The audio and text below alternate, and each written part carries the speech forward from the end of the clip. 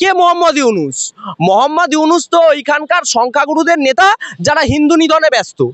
তো স্বাভাবিকভাবেই এই মোহাম্মদ ইউনুস একটা পায়খানার দারোয়ান, যারা ওই জামাতি আন্দোলনে পায়খানা চুরি করতে দেখেছিলাম, হাতে করে পায়খানা নিয়ে দৌড়াচ্ছে, এত বড় বড় ডায়লগ দিচ্ছে ওখানকার সেনারা যে 4 দিনে নাকি কলকাতা দখল করবে। 4 দিনে লাট করে দেবো মেরে। কলকাতা দখল করবে না, 4 ঘন্টায় লাট করে দেবো। কলকাতা থেকে পালিয়ে বাঁচতে পারবে না। আমরা আহ্বান জানাচ্ছি, কলকাতায় ঢুকুন। কলকাতা আর যে জায়গার নাম করেছেন আপনারা ঢুকুন।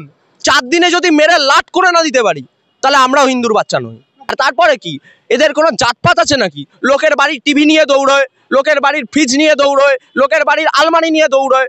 একটা রাষ্ট্র পরিকাঠামো যিনি প্রোটেক্ট করবেন, একটা রাষ্ট্র পরিকাঠামো, একটা গণতান্ত্রিক অবস্থা যার ধরে রাখা উচিত, তাকে যদি পায়খানা চুরি করতে দেখা যায়, পায়খানার দারোয়ান সরকার চালালে কি হতে পারে? পায়খানার দারোয়ান পায়খানা চুরি করে, সে যদি সরকার চালায় তাহলে কি হতে পারে? স্বাভাবিকভাবে তাকে একটা নোবেল জয়ী ক্রিমিনাল, একটা অসাংবিধানিকভাবে বাংলাদেশের মাটি দখল করেছে কে?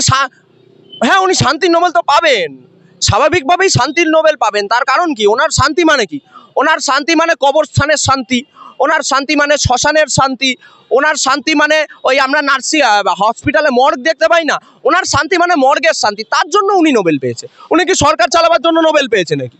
আর তার থেকেও বড় কথা, তিনি জঙ্গিকে কেন সমর্থন করবে? তিনি নিজেই তো জঙ্গি, তিনি আবার জঙ্গিকে সমর্থন করবেন। আর আপনি জঙ্গির থেকে কিরকম সরকার এক্সপেক্ট করতে পারেন? আজকে প্রায় অগাস্ট মাস থেকে 2000টা মন্দির ভাঙা হয়েছে, সেখানে একাধিক হিন্দু নিধন হয়েছে। আপনাকে বলি, এটা একদম সরাসরি জানিয়ে রাখলাম মোহাম্মদ ইউনুসকে। না না, 4 দিনে কলকাতা দখল করতে পারে। আর শুনুন, কলকাতা, খালি কলকাতার মানুষ যদি পা দিয়ে মারিয়ে দেয় না, বাংলাদেশটা শেষ হয়ে যাবে। আবার তাদের থেকে শুনবো আমরা।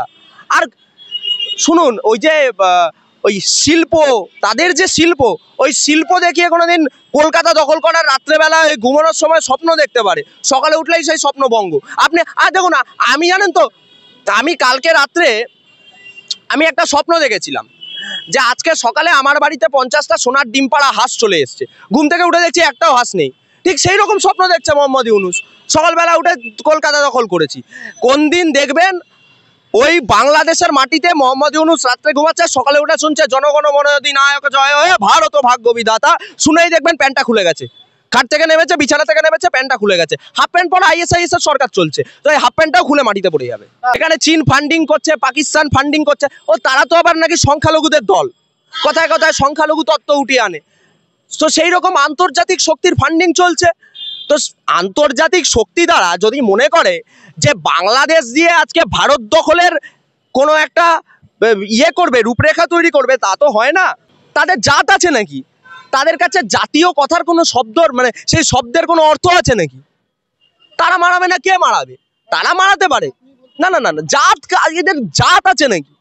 হ্যাঁ, এদের নামগুলো শুনবেন, রবিউল শেখ, কোনো নাম নেই, রবিউল শেখ।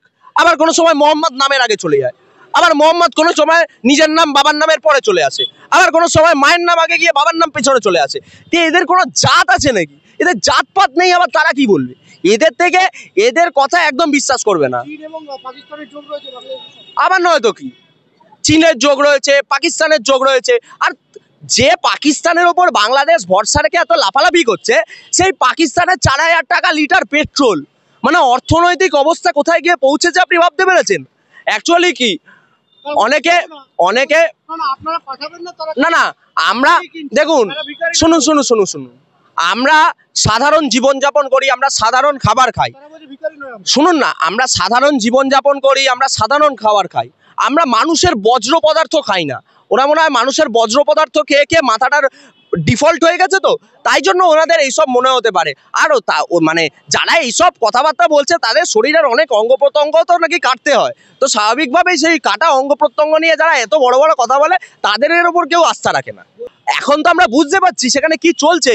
সেখানে প্রথমে ছাত্র আন্দোলনের নামে একটা জামাতি আন্দোলন হলো, এবার সেই জামাত দ্বারা গাজওয়ায় হিন্দ করবার চেষ্টা করছে, অর্থাৎ যেভাবেই হোক ভারত দখল করব। আরে হবে না দাদা, ভারতের কূটনৈতিক চাপ সৃষ্টি হওয়াতে আপনারা দেখতে পেয়েছেন সেখানকার অ্যাটর্নি জেনারেল ইসকনকে নিষিদ্ধ করবার কথা ঘোষণা করেও করতে পারেনি। এবং ভারতবর্ষ একমাত্র দেশ 206টা দেশের মধ্যে প্রথম আওয়াজ তুলতে, প্রথম বুকের পাটা রেখেছে ভারতবর্ষের প্রধানমন্ত্রী নরেন্দ্র দামোদর দাস মোদী। তাই প্রথম স্টেটমেন্টটা ভারতবর্ষের বিদেশ মন্ত্রকের থেকে আপনারা পেয়েছিলেন।